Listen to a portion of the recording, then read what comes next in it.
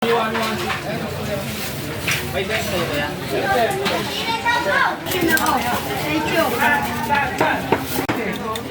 Nako, nako-over na ka. Take out. Patimbang.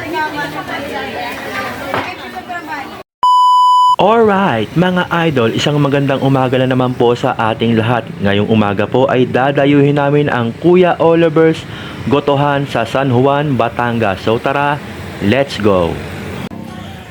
Alas 6 pa lang ng umaga mga idol, pero makikita mong ganito na kadami yung tao ditong dumayo at pumipila para lang makita at matikman ang ipinagmamalaki ng Kuya Oliver na Goto Bulalo ng San Juan, Batangas. Taong 2000 nang magsimula ang Kuya Oliver sa ganitong negosyo at halos 23 years na po silang nag-ooperate hanggang ngayon.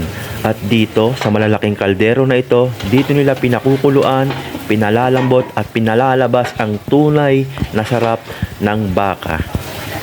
At dahil sa kanyang pagmamahal, dedikasyon sa kanyang business na gotohan, ay isa na po ang Kuya Oliver sa malaalamat dito po sa Batangas.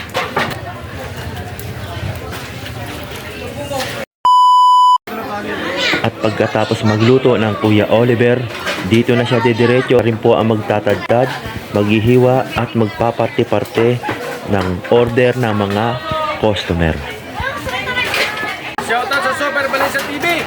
Sinsay na kayo din eh, tumatimusan nyo ang ating mga gotong na pinagmamalak ng Kuya Oliver. Yan, mga kagoto. At eto na nga mga idol, dumating na yung aming order na super load at dinosaur ribs. So ano pang hinihintay natin? Tara na, tikman na natin to. Let's go!